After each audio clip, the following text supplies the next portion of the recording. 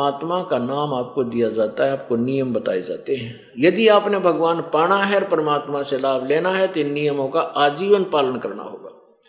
अगर आप नहीं कर सकते और आपने ये बयान माटी करवानी है तो आपकी मौज। ये नियम ऐसे नहीं जो आप नहीं कर सकते। मानता हूं ये कुछ डिफिकल्ट इस कारण से हो गए कि अन्य समाज इन नियमों के विरुद्ध ही चल रहा है, और एक घर में एक या दो सदस्य उपदेश लेता है, उसको कुछ दिन दिक्कत अवश्य आएगी, क्योंकि वो विरोध बहुत करते हैं। करने दो, परमात्मा तभी निकट रहेगा आप भगवान की मर्यादा पर खरे उतरोगे।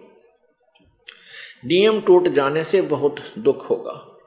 जैसे सीता जी को श्री रामचंद्र जी और लक्ष्मण जी ने बता दिया था कि हम, जैसे वो जंगल में थी, एक कुटिया बना रखी थी, और वहाँ एक रावण का मामा मारीची एक मृग का रूप धारण करके वहाँ बोई गई जो बाड़ी बगीची थी सीता जी की, उसको तोड़ रहा था, सोने का मृग बनकर।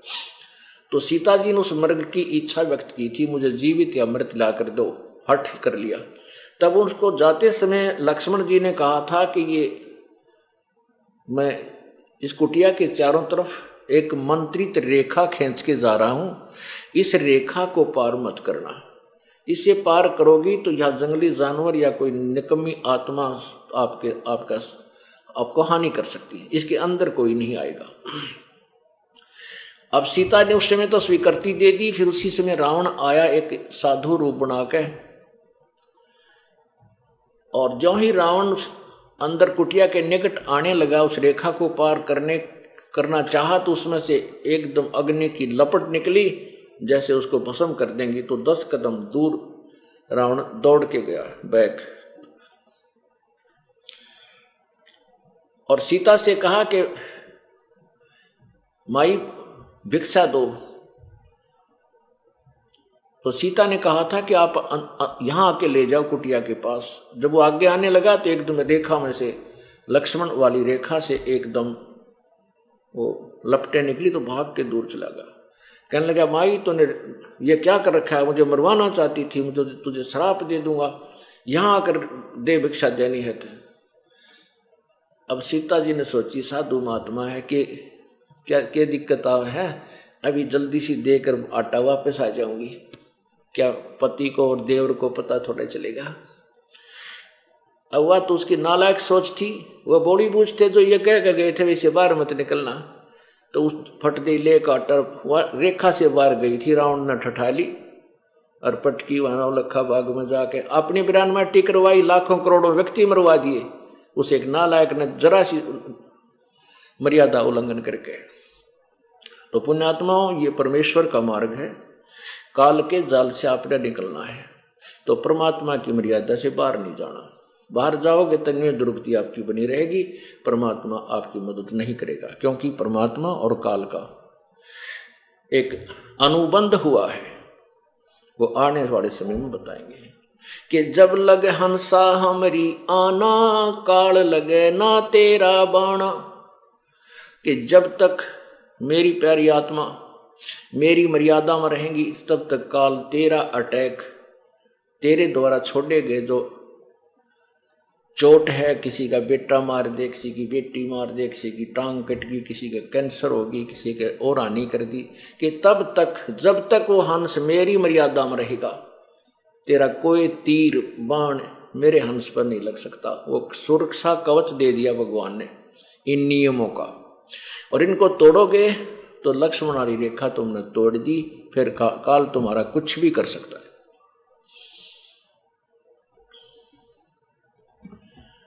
तो क्या बताते हैं, तो गुरुदेव को आपने सपोज लो गुरुदेव भगवान है। अब जब आप यहां से जाओगे तो वहां परमात्मा जो है वो तेजो में शरीर युक्त है, करोड़ों सूर्य करोड़ चंद्रमा उनकी रोशनी जितना उनके एक रोमकूप का प्रकाश है।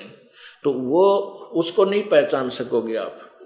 वहां वो परमेश्वर अन्य रूप में इस दास के रूप में आपके समक्ष होगा। अब जैसा आपका व्यवहार बर्ताव अंदर में दोष या पवित्रता होगी, तो यहाँ परमात्मा का एक रेस्ट वो है राजदूत भवन है, वहां रखेगा त्रिकुटी पर।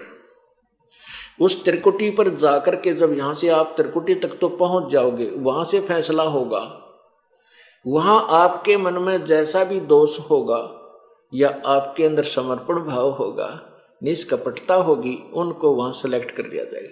वहां तो आपके चेहरे पर अपने आप लिख दिया जाएगा। वहां किसी पूछने की आवश्यकता कोई ना, मैं के गंदापन कर रहा था, कितनी मेरी गंदी सोच थी, मेरा किस प्रकार अच्छा भाव, तो वह अपने आप आपके मस्तिष्क पर कंप्यूटर की तरह आ जाएगी, जैसे डिस्प्ले पर आ जाती है।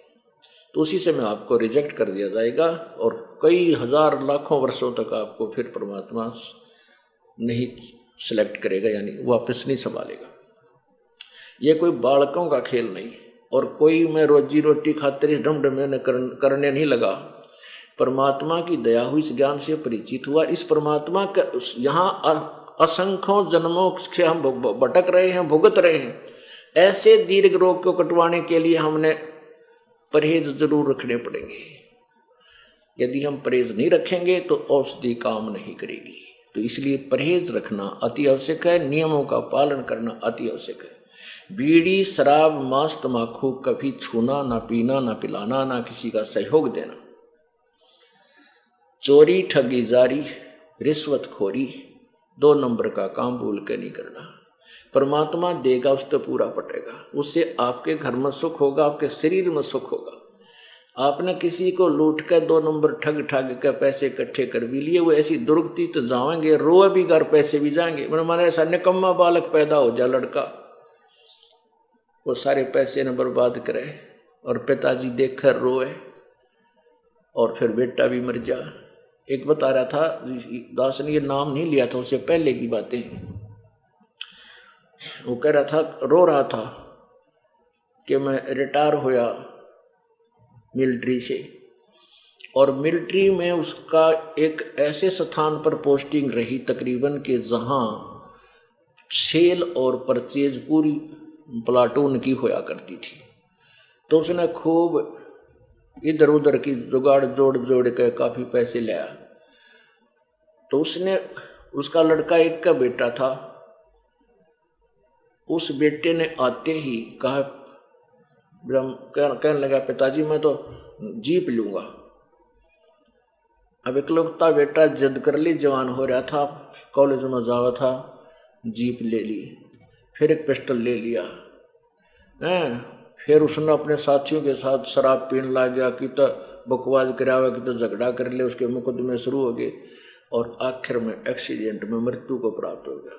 जिस बेटे के लिए उसने अपना धर्म कर्म बिगाड़ा और रोया, पैसे वो फूका, बेटा पैसे फूका, रो घर बैठ कर कोण में बैठ कर रोए, मेरा नाश करेगा। अब वो पैसा रहा नहीं और बेटा रहा नहीं, जिसकी खातिर इतने पाप इकट्ठे किए, और वो पाप न्यो के न्यो रह गए। तो पुण्यात्माओं, परमात्मा 2 रोटी समय पर देवे, घर में शांति, शरीर में सुख, इससे अधिक नहीं मांगना चाहिए।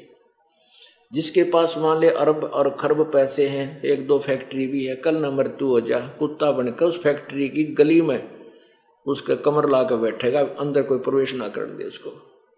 तो हमने सतलोक जाकर के अपना ये स्थायी स्थान प्राप्त कर